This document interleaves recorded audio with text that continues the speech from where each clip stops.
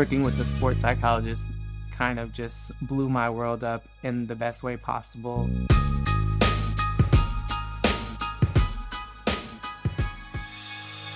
Naya, thank you for being here. I'm stoked to have you here. For those who don't know who you are, tell them a little bit about your background. I would consider myself a military brat. I don't know if that's an appropriate term nowadays, but back then we moved around a ton. I think the thing that allowed me to find community in every space I ended up in was sports. And so I did soccer, I did cheerleading on like the super youth level, how everyone does during that time. And then I found track.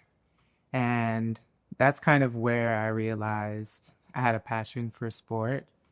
And I had a lot of success from middle school to my senior year of high school, being involved in that sport specifically, but knew there was no professional opportunities there. And also, I personally wasn't interested in being a professional athlete. I think also growing up, I was a super aggressive and energetic child. So the combination of that and watching my brother play football for most of my life, I had this small dream of wanting to be the first girl in the NFL.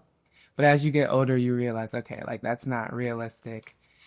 And so while I was running track in high school, I came across rugby. And it was really rare that it was at that school because in my opinion, I would consider rugby the white man's sport. And I was in a very urban area at this high school, kind of placed in an area that wasn't the greatest, but they had rugby. And so that was kind of my first exposure with it and the realization that that could be the next best thing outside of football. I asked my track coach if I could play. He's like, absolutely not. So I'm like, okay, whatever, like I don't know what I'm missing out on. So going into college, I attended the University of North Carolina at Chapel Hill. And I kind of got bored of track. I could have walked on to that team possibly, but I was just like, I want to enjoy the academic side. I want to enjoy the social side, and kind of just move on from sports because I wasn't going to pursue it professionally.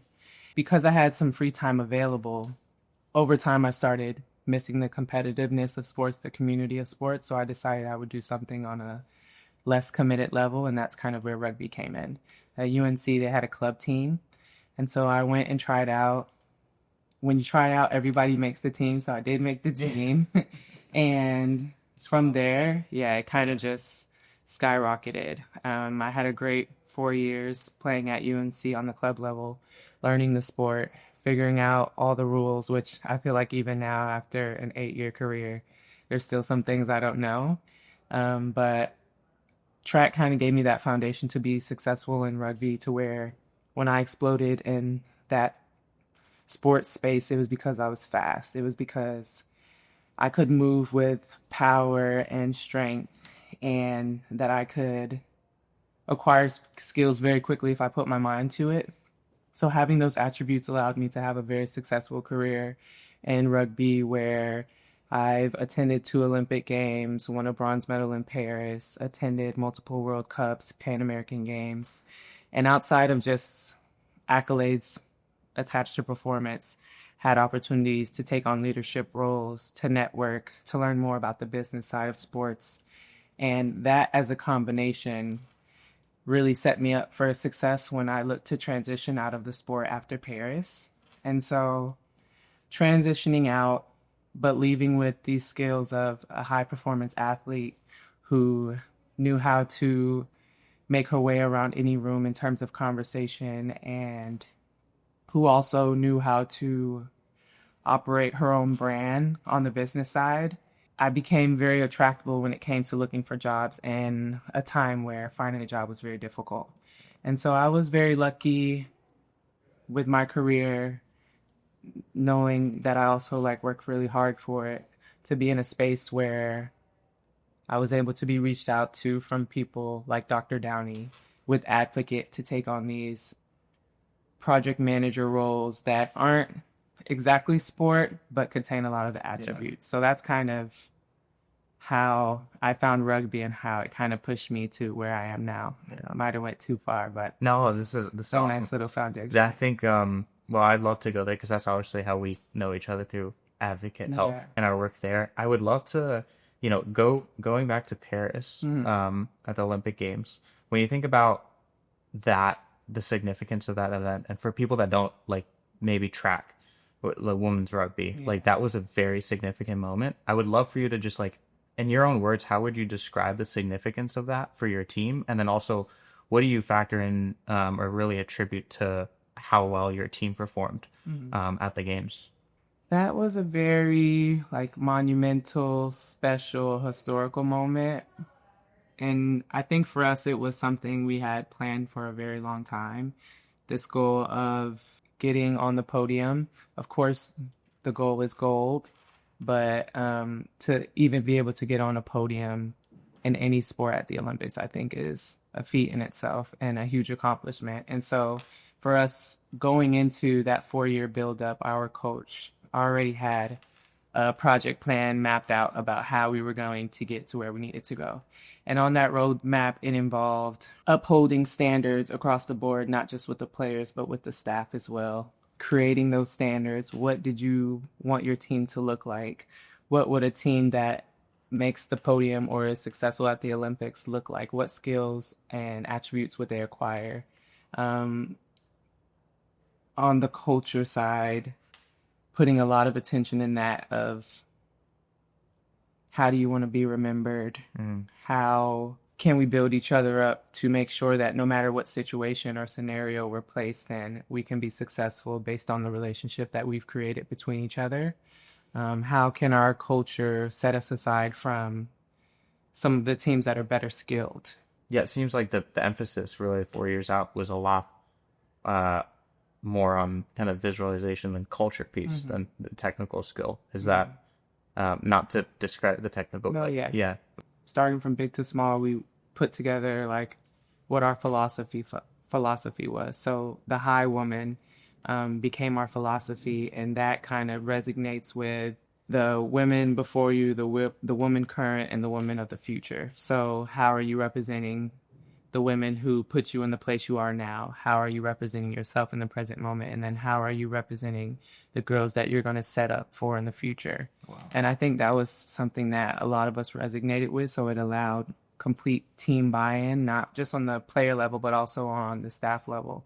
And when you have that type of connection to one specific thing, it creates a type of aura that you can't really explain, but you can see it in the way we operate with one another and performance wise. Prior to that, was that not really super well established when you thought about, or like what was kind of special about like the 4 years leading up to it in terms of setting that culture? I think the relationship building, you have a lot of moving parts in sports with injuries, with wanting to bring in different players because of certain attributes, having coach changes. And so I think for us, like creating something that would be constant no matter what players were on the field, what staff were involved. And as generations went on, having something that everybody could resonate with. I think that was the difference maker, is like putting importance more into the relationship building and less into the skills. And absolutely, like they were kicking our butt on the training field, but we were doing just as much work on the relationship building side with each other, with the staff, and also with our sports psychologists who had a big part in kind of creating the culture that was allowed us to be successful, in my opinion. And what was kind of your role in that as a co-captain? I imagine you had a lot of responsibility kind of upholding that. Yeah. It was involved a lot of accountability, a lot of feedback, making sure people were upholding to our standards. It was definitely a stressful time for me, honestly. I went into that role very excited, and over time, it was one of the reasons why I kind of burned out from the sport.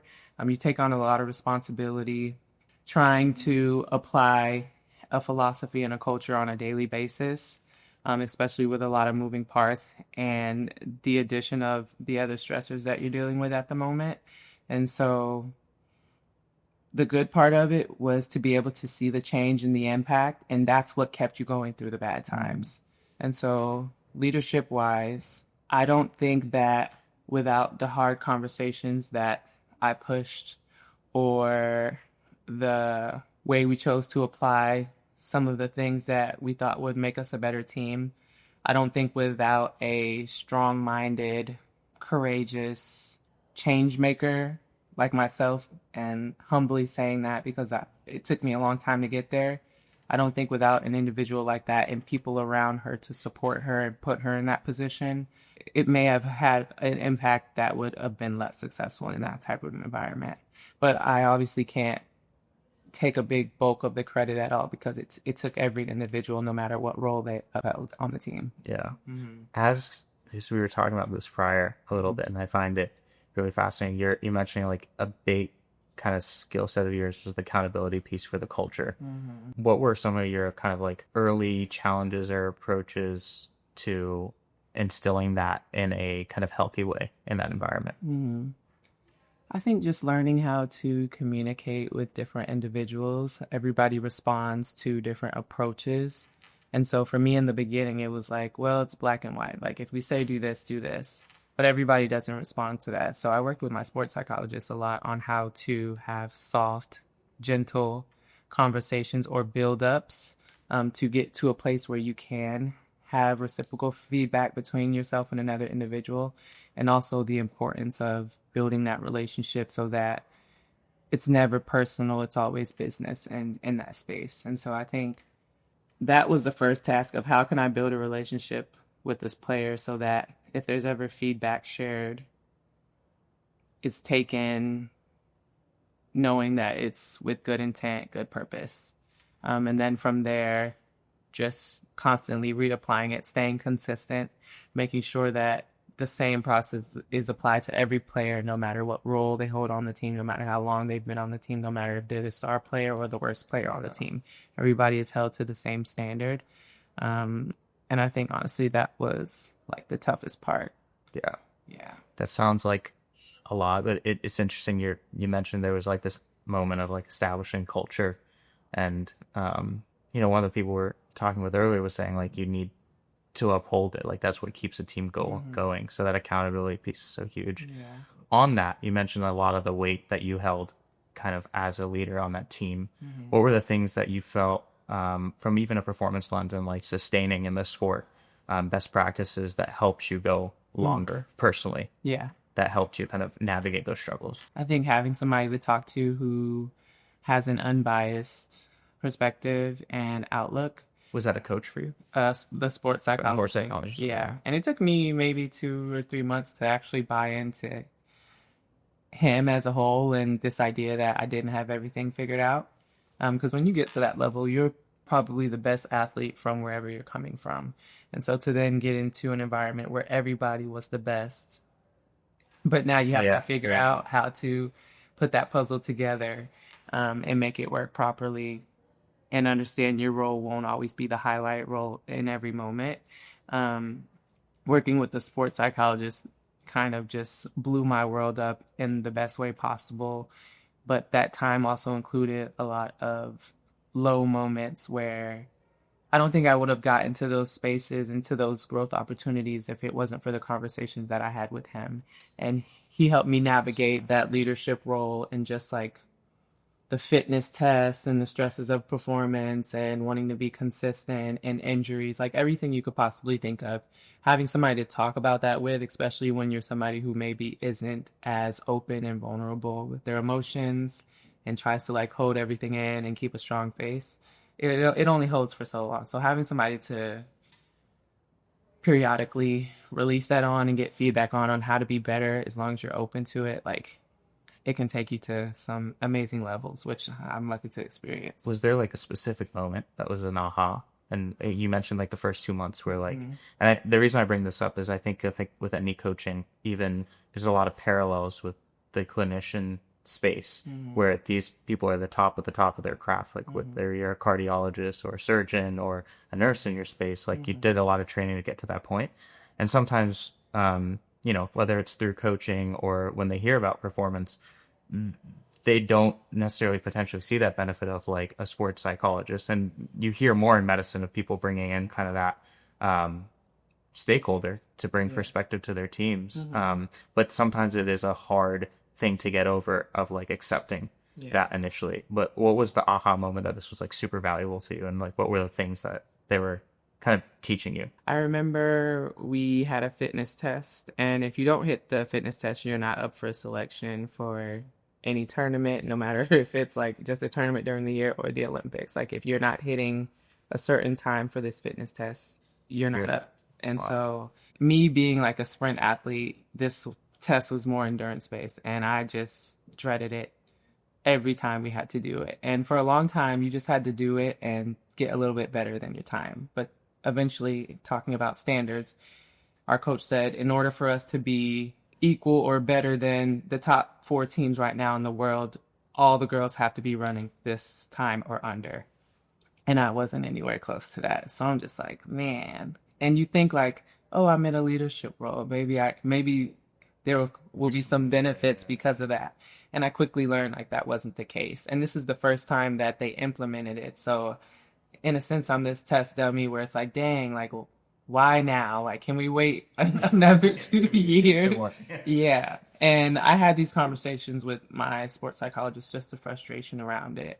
And realistically, I think for him, he made me realize you can't force people to uphold these standards if you don't even want to uphold certain standards yourself. And so that's kind of where you get this idea of being a leader that people want to follow. And being put in that space, it showed me how much room I had to grow, and that if I wanted to be in that role and to be impactful and successful in that role and not just have the label, that I'd have to like push myself to new levels and face challenges that normally I could just sweep under the rug and keep on pushing. And so with this fitness test, I think it took me for 2 months to run to finally hit the time, and I was having to run it every week. Wow. And I've never experienced that type of stress at all levels in my life, and I was honestly ready to give up the last week before I passed it. And my friend was like, "Well, just run it one more time." And in your head, you're just like, "Absolutely not." Yeah. But like working with the sports psychologist, you take away the emotion of it, and it's like, okay, we know you hate this test. We know you have negative self-talk about this test, but let's focus less on the emotional side of it and let's focus on the actionables. What actions can you bring in to take your mind away from, I'm tired, this is hard, I'm not this type of endurance athlete, to, okay, 2 more steps. Okay, quick turn right here. Okay, 1 minute to go. Okay, for this last two, you got to sprint. Putting your focus mentally on the actions and less on the emotions. That was an aha moment for me, to where I felt like any situation I was in after that, it was less about how I felt. You're aware of it because it's going to happen no matter what, but you find actionables to mitigate it and you put your focus on the actions. And I think that applies to any situation in life that Yeah. you will come I across. I'm curious because I find it. How long did it take you to practice that? Because I imagine it's a muscle, and kind of shifting your mind from the emotion to I tactically need to do these steps until you start realizing that benefit of that like mentality change. When did you feel like it started to click for you? Immediately, Really? because you Wow. see the impact of it immediately in terms of time. You see your time get 5 seconds faster, then 10 seconds, and you're like, okay, So there was a good data feedback a loop to good show way to you that, gauge. yeah, that it was a benefit. Yeah. Wow. And just support too. Yeah. Like without my teammates, I would just been like, oh, I don't care anything about this. Your impact is broader than just yourself Yeah. in those team environments. So he taught me the importance of that as well. Like it's bigger than you. So Yeah. if you want to be in this type of role or be on this team at this level, you got to do things with the idea in the back of your mind that it's more important than just you. It's having a bigger impact.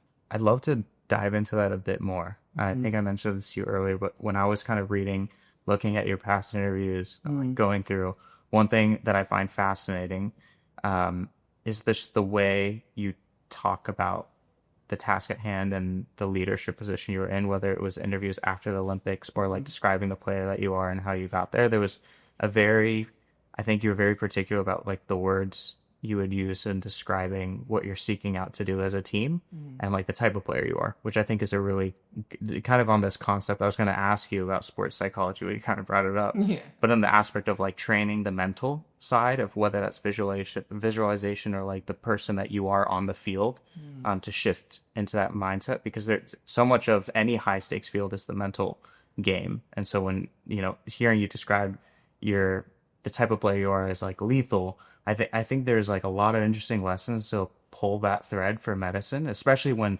things start to get really hard in the profession or people don't see themselves as a performer. As someone who's now in the medical field at Advocate Health, seeing the world of medicine more, what do you feel like from your previous line of work, specifically on the mental side, could be a lesson that medicine would really benefit from? Recovery.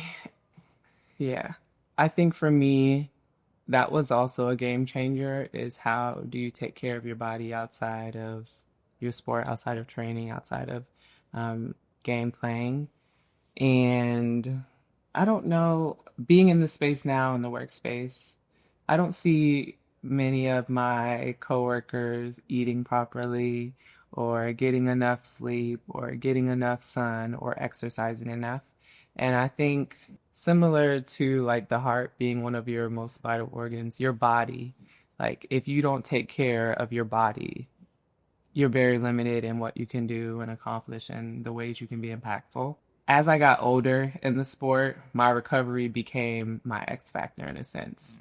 Making sure that I was eating the proper amount of vegetables, staying hydrated, sleeping enough, making sure I was stretching. Like those were the things that elongated my career.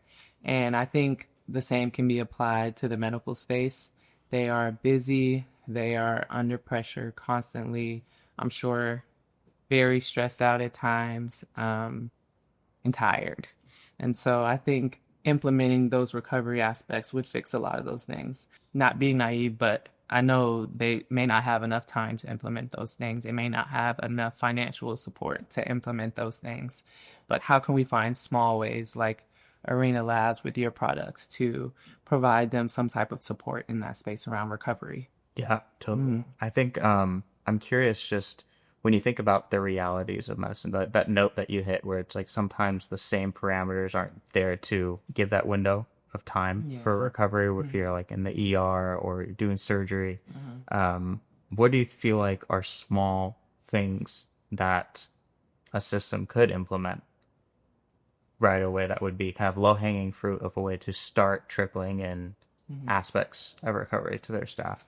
You're saying system, but in my mind, I think it would honestly have to start on an individual level, because I believe that right now a lot of resources that the system is providing that isn't being utilized as much as it should. So I think it comes down to education and knowledge on the clinician, physician side, employee side of the importance of taking care of yourself, how to take care of yourself, tools that will make the process easier and more accessible. Because the first thing I thought was like, oh, like just have a fanny pack on while you're going throughout the day. And if you're hungry, you don't have time to get a snack. You just got pull one out of your fanny pack. It's like thinking of these easy fixes where absolutely there are a lot of things that we can provide system-wise, but how do we build the importance in the individual at the smallest level?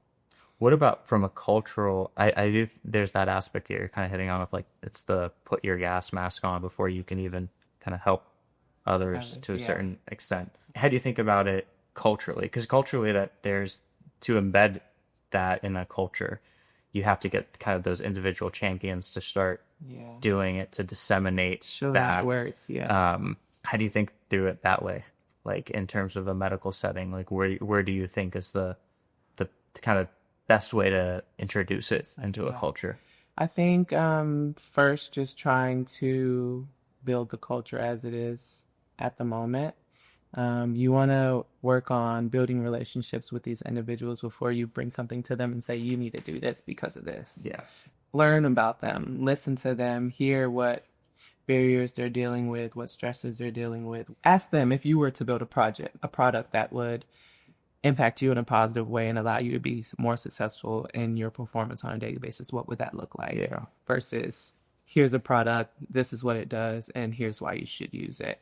I think showing interest in who they are, what background they've come from, how they got to where they are today, and what things would help them based on their own opinions. I think that would be a better way to then come in and say, okay, I've heard your opinions. Here's something maybe exactly made that you described earlier. What are your thoughts on trying this out? Yeah. So kind of creating a scenario where you're making them think, which is still important, that they're creating this product when really they're just kind of assisting you in implementing a product that you've already created. Helping like understand that kind of need and where it fits in. Yeah. Yeah. On the recovery piece, I'd like to just kind of switch back. What do you feel, if someone is from that other industry, looking at your world, in the world that you came from in athletics, and when you're mentioning like how recovery was such a huge unlock for you, what do you feel, tangibly? A lot of the times, clinician population is very data driven, and you gave that example mentality wise, where you could see with sports psychologists how a change in your end time was. On the recovery side, do you have any kind of what do you feel like were the practices that really you could make that connection by investing in your recovery? It showed up in your performance today. Were there any things that were huge unlocks for you? Hydration tests. Not just saying like, oh, your pee was this dark, so you're not hydrated, but this is how far you were on the range. If you try this electrolyte for the next 3 days and we test your pee again, then you can see that change and be like, okay, this is actually measurable and does have an impact, because on this day when I looked at my whoop, my strain was here.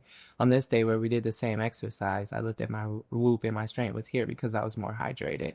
And so I think like implementing that with the arena ring, saying like, for example, you talked about the cafeteria, providing meals for a week to see the impact that it has on performance, walking by the offices or throughout the hospital and passing out waters and healthy snacks. I can't remember where I seen this at. I don't know if it was a fake show or not, but like I think it was in China or something, like nap times throughout the day, like required nap times. Like even on the sports side, when we were away for tournaments, on game days, we had required nap times.